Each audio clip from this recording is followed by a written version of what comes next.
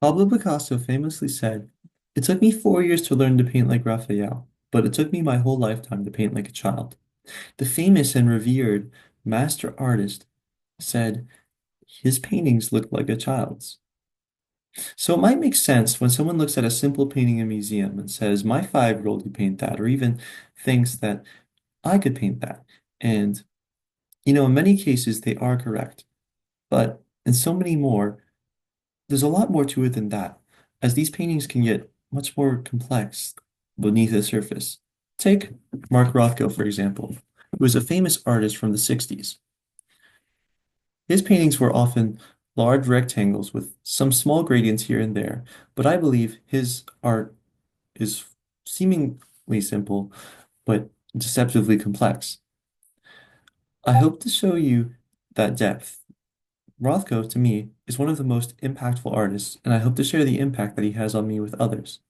So many people just overlook his art because it seems simple at first glance, when in reality, they are shaped by his own complex journey in life, betraying deep, beautiful emotions that lie just past the surface. They also show a deceptive level of technical skill, but also convey emotions that fill you with a sense of awe, dread, fear, and calm that arise out of that skill and emotions that come from beneath his surface, emotions that are also shaped by his life. Looking beyond just the simple colors can tell you so much more about not only Rothko, but the art world and his art.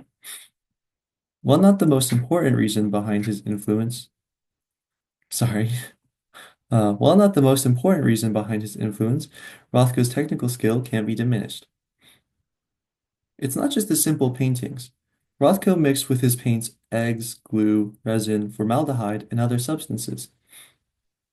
These substances created unique colors, textures, and compositions that couldn't be obtained with just regular paint. More than that, though, his brushstrokes were complex, seamlessly mixing brush layers that blend almost invisibly to long flowing streaks where you can see the energy and passion he painted with. In that special mix, Rothko achieved a style that couldn't be obtained by just going over the canvas with a roller or brush. It looks natural and chaotic, yet everything is carefully experimented with and calculated to achieve the unique look he wanted. All that experimentation comes from a place of deep passion and commitment to his craft. Rothko's life shows what it means to be an artist, along with shaping his artwork and the art world around him. That world, in the 1940s, was a rapidly changing and evolving place. The era of modern art was rising, with traditional ideals being challenged with more abstraction, loose styles, and a more free attitude to the idea of art. The goal for artists was to push the boundary of what was seen as the definition of art. He initially began attending Yale to become an engineer, but eventually, Rothko decided to move to New York instead to become an artist. He would start painting figures, landscapes, and urban environments, but eventually his artwork became much more abstract and experimental. He eventually stopped naming his paintings as he wanted the works to speak for themselves. Later on, Rothko's art evolved to become more simplistic colors, like what he's known for. Of his modern works, viewers often say the paintings are highly emotional and can bring you to tears. Take in mind, the canvases are huge, engulfing you with emotion. The most powerful of these emotions are those in his later paintings. You'll see, as Rothko grew increasingly famous, he became more discouraged with the art world. One example is the Seagram murals, his most famous work. He was commissioned by the luxurious Four Seasons Hotel and accepted, hoping to create works that would confront the rich hotel, which he saw as vain and greedy. However, he realized this wouldn't work and instead returned the money and decided not to display the work. In general, Rothko's art became darker and more solemn as his life changed around him. In 1970, Mark Rothko commits suicide. He had struggled with health problems and the death of his father. In the time before his death, his paintings took a different turn. He painted primarily in black, white, and brown. The final paintings Rothko created appear as if one is staring into an empty void. They are his most haunting, perhaps his most powerful.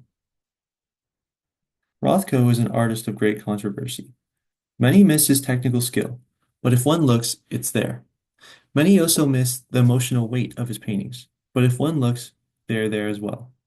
His life shaped his art in the way it does for all artists, but Rothko is an artist who dedicated himself to his craft. He, like so many other modern artists, seemed to be dismissed on the basis of being simple, abstract works. But to do so is to miss art which captures the depth of human emotion deeper than one might expect. In that final painting of his, I don't see it as a surrender. I see it as a final act of artistic creation, of passion. He continued doing what he loved until the end, and one can see that in the energy he still continued to paint with. All it is black and white, yet it contains in it a weight that haunts you. But perhaps that emotion can inspire you as well to create, just as Rothko did. Thank you.